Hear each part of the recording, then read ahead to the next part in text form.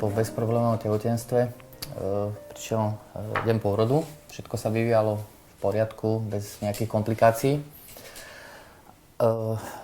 Potom prišlo k samotnému pôrodu. Kontrakcie, všetko bolo perfektne nastavené, naozaj ukážkový pôrod. Potom som dostala poslednú tú vyvolávačku a povedala, ponáhľajte sa po chodbe, bude to mať rýchly nástup. No a keď sme prišli na pôrodnú sálu, tak ja som odpadla asi do mlôb, alebo neviem kde.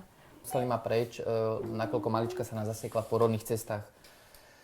To znamená, že pôrod bol ukončený kliešťami.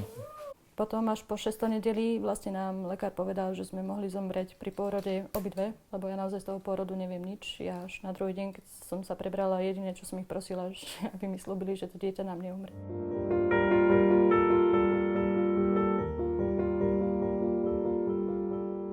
Nám povedali, že všetko je v poriadku, aj keď to bolo také komplikované, tak všetko je úžasné. Bol tu lekár ju pozrieť na vstupnej prehliadke vlastne tej prvej.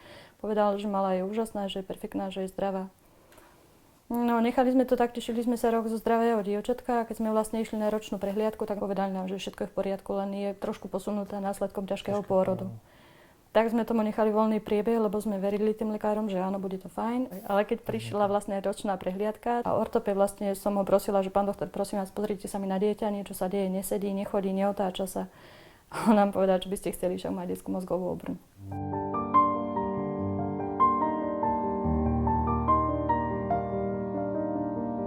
Všade nás ubezpečovali, že všetko je v poriadku, že je to len následkom ťažkého pôrodu. No tak.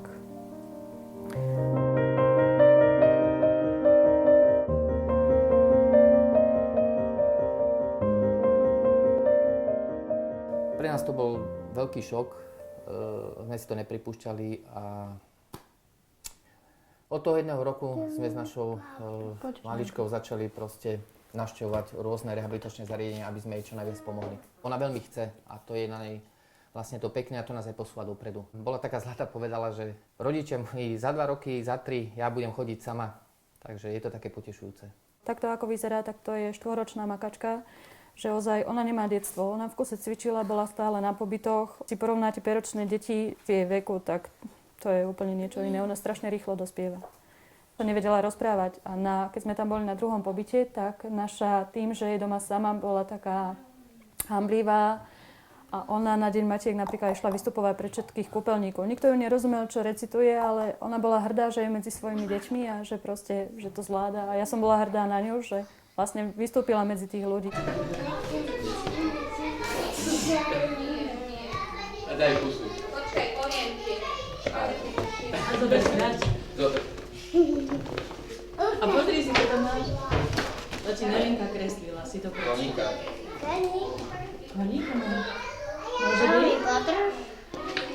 My sme malej dali odobrať pupočníkovú krv pri pôrode. V dôsledku ja som chcela kvôli tomu, že v našej rodine sa vyskytuje veľa rakoviny a vtedy som nemala šancu, že niečo takéto nás čaká, že možno budeme chorí alebo že by to mohlo pomôcť aj v inom prípade.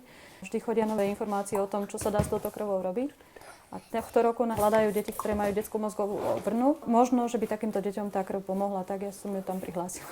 Boli sme vybratí, bolo nám povedané, že nie je ani ťažký, ani ľahký stav, je to na zvážení a vybrali si ju.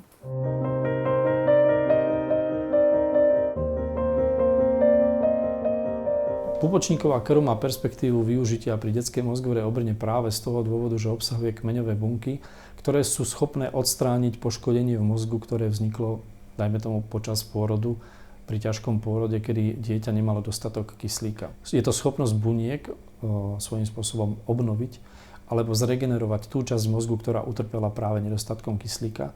Ja som o transplantácii tejto pupočníkovej krvi počula. Vedela som o tom, že sa to robí na Ukrajine a v Amerike, ale nikdy som to neriešila, pretože som vedela, že to sú strašne vysoké finančné náklady a nikdy by sme to nezvládli.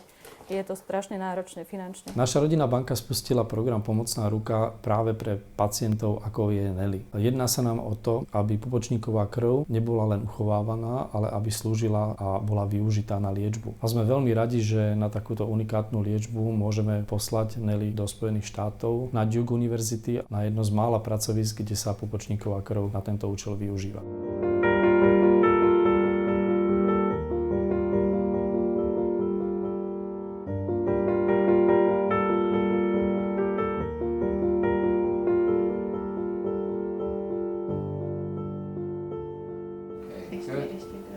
Idete. Very good. Let's give her a big hand.